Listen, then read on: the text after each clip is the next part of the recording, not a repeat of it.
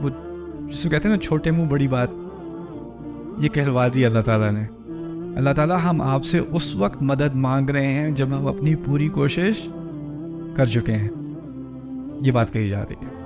ہم تیری ہی عبادت کرتے ہیں اور تیری عبادت کرنے میں بڑی کوشش کرتے ہیں، اور جب اپنی کوشش کی حد تک پہنچ جاتے ہیں اور پھر اس بات کا احساس ہوتا ہے کہ اس سے آگے ہم خود کر نہیں سک رہے، تب ہم آپ کی مدد مانگتے ہیں.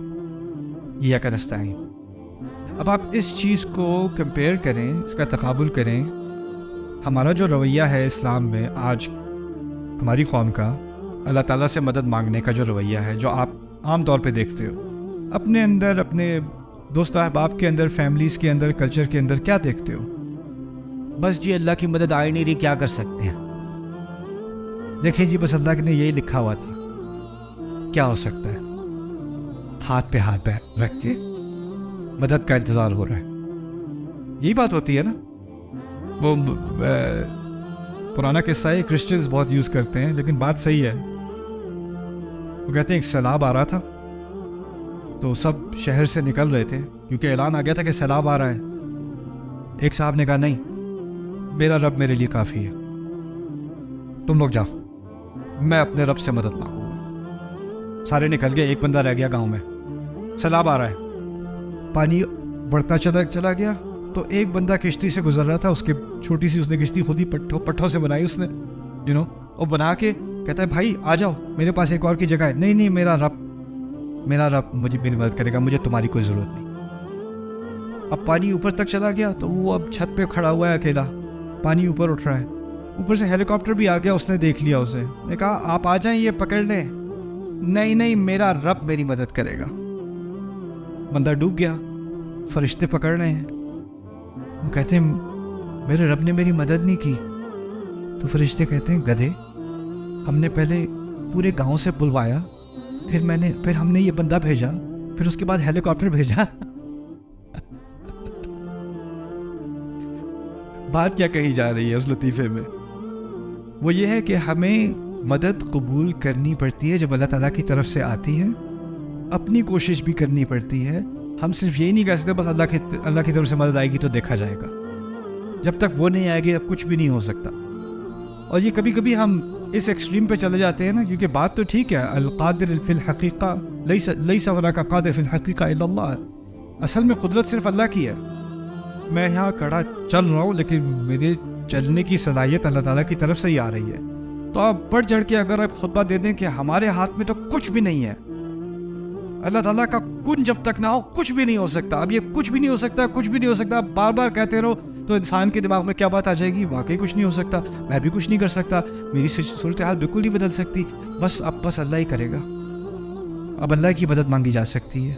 اور یہ میں بات خاص اس لیے دہرا رہا ہوں کہ جب میں پہلی دفعہ پاکستان آیا تھا اس ٹور میں کچھ مہینے پہلے، تو سب سے عام سوال مجھے یہ ملا تھا، اللہ تعالیٰ میری دعائیں کیوں نہیں قبول کر رہے؟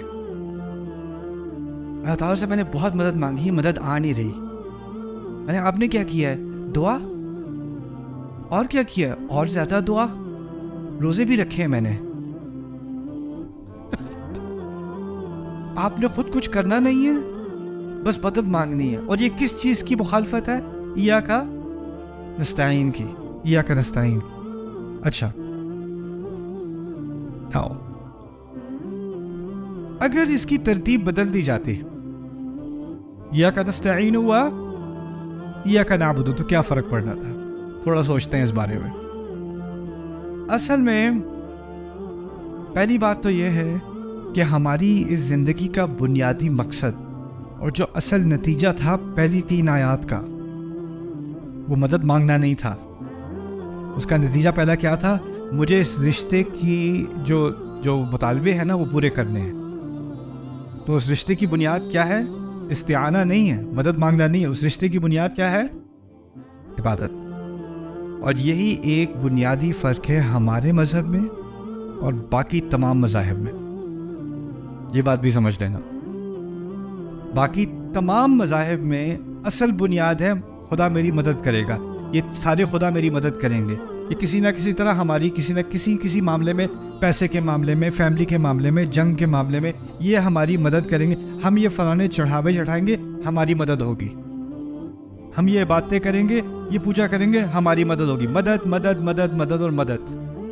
اصل مقصد مذہب کا, باقی تمام مذاہب کا کیا ہے کہ کہیں نہ کہیں سے آسمانی مدد آئے گی. یہ اصل مقصد ہے. کیوں دعا کر رہے ہیں, کیوں پوجا کر رہے ہیں, کیوں جو ہے چرچ جا رہے ہیں؟ مدد کے لیے. اور میں اس بات کو گہرائی میں سمجھنا چاہ رہا تھا کہ یہ واقعی ایسا ہے کہ نہیں, کیونکہ اسلام ان باقی مذاہب سے مختلف ہے. اسلام نے پہلی چیز مدد مانگنے کو نہیں رکھا. اسلام نے پہلی چیز کیا رکھی ہے؟ عبادت. ایاک نعبد پہلے ہے. اور یہ کوئی چھوٹا فرق نہیں, یہ بہت عظیم فرق ہے. اس فرق کو اگر آپ غور کرو نا, اس فرق پہ آپ کو پتہ چلے گا کہ اسلام کسی اور مذہب کی طرح نہیں, کسی اور مذہب کی طرح نہیں. کیوں؟ میں گیا تھا, کیونکہ میں ٹیکسس میں رہتا ہوں, میں نیو یارک سے ٹیکسس موو ہوا. ٹیکسس میں ایک صاحب ہیں جول اولسٹین. جول اولسٹین بہت بڑے عیسائیت کے جو ہیں دائی ہیں. ان کے چرچ میں تقریباً ہر سنڈے کو 50,000 سے 100,000 لوگ اٹینڈ کرتے ہیں ہر سنڈے کو. ہیوسٹن میں ہوتے ہیں, میں ڈیلس میں ہوتا ہوں, 3-3.5 گھنٹے کی ڈرائیو ہے وہاں سے. لیکن کوئی یہاں ابھی سے 6-7 سال پہلے کرسمس ایو پہ ان کا ایک کرسمس اسپیشل ہو رہا تھا ڈیلس میں. کرسمس اسپیشل جس طرح ہمارے ہاں عید کا خطبہ ہوتا ہے نا, ان کا کرسمس اسپیشل. اب وہ بندہ اتنا پاپولر کہ وہ کسی چرچ میں جا کے کر نہیں سکتا کیونکہ اتنے لوگ آنا چاہ رہے ہیں.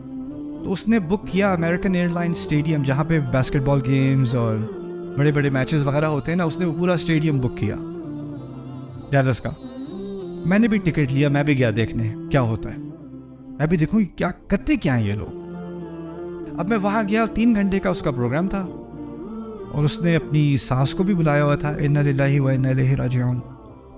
بیوی بھی اس کے ساتھ تھی, بھائی بھی اس کے ساتھ تھا, اور بڑے مزے کی باتیں کی انہوں نے. لیکن پوری بات کا تو وہ خلاصہ بھی آپ کو نہیں بتاؤں گا, ایک بات بتاؤں گا.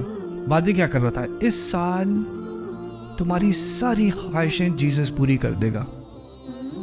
کیا چاہیے تمہیں؟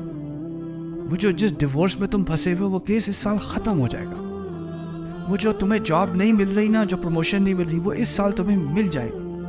وہ ایک ایک چیز کو لسٹ کر کے نا, اس سال جیزس نے فیصلہ کیا ہے کہ تمہاری یہ خواہشیں پوری ہو جائیں گی. اور ہزاروں لوگ بیٹھے ہوئے, میں اوپر بلیچ سب سے چیپ ٹکٹ دیا تھا میرے, وہ اوپر کونے میں. میرے ارد گرد جو سارے بیٹھے نا وہ کہہ رہے ہیں یس سر, یپ یس. وہ کیا سیل کر رہا ہے ان لوگوں کو کہ تمہاری ساری دعائیں کیا ہوگی, پوری ہو جائیں گی, ساری خواہشیں ساری دعائیں قبول ہو جائیں گی. ایک دفعہ اس نے 3 گھنٹے میں ایک دفعہ اس بات کا ذکر نہیں کیا کہ ہماری زندگی کا مقصد کیا ہے, اس خدا کی, جس خدا کو ہم مانتے ہیں اس کی عبادت. نا نا نا نا نا, وہ تو ٹھیک ہے, بس خدا سے مانگو مانگو اور مانگو, اور وہ دے گا اور وہ دے گا اور وہ دے گا. اب ٹھیک ہے, اللہ تعالیٰ سے مانگنا ہمارے دین میں, اللہ تعالیٰ سے دعا کرنا, اللہ تعالیٰ سے مطالبہ کرنا ہمارے دین کا حصہ ہے کہ نہیں؟ ہاں, لیکن وہ ایاک نستعین کے تحت ہے یا ایاک نعبد کے تحت ہے؟ ایاک نعبد کے تحت ہے, یعنی آپ پہلے اپنا کام کرو. اور ایاک نستعین میں بھی 2 حصے ہیں, میں نے 2 حصے سمجھائے تھے نا. پہلا حصہ کیا تھا؟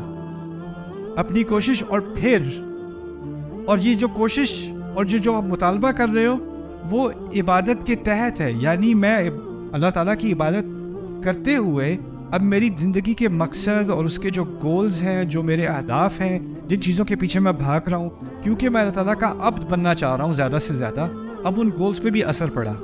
جن چیزوں کے پیچھے میں پہلے بھاگ رہا تھا, ایاک نعبد سے پہلے جن چیزوں کے پیچھے بھاگ رہا تھا, اب ان چیزوں کے پیچھے نہیں بھاگ رہا, کسی اور چیز کی طرف دوڑ رہا ہوں. اب اس چیز کی طرف دوڑ رہا ہوں تو مجھے مدد کی ضرورت ہے, اب میں اللہ تعالیٰ سے مدد مانگوں گا. تو میری دعاؤں کی اصل نیچر ہی بدل گئی پوری طرح سے.